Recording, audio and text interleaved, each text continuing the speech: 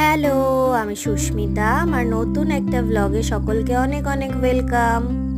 আগের ভ্লগে আগের পার্টে তো তোমাদের বলেইছি যে আমি নেল এক্সটেনশন করতে গিয়েছিলাম।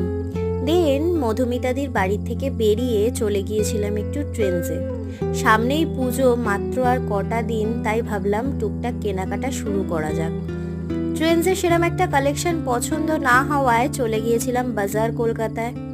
সেখান থেকে টুকটাক কেনাকাটা করে দেখলাম আমাদের নরেন্দ্রপুরে নতুন একটা ফার্স্ট টেকের শোরুম ওপেন হয়েছে। সেখানেই চলে গেলাম। গিয়ে কয়েকটা কালেকশন দেখতে দেখতে আমার চোখে পড়লো মার্বেলের এই সিরিজের কালেকশনটা।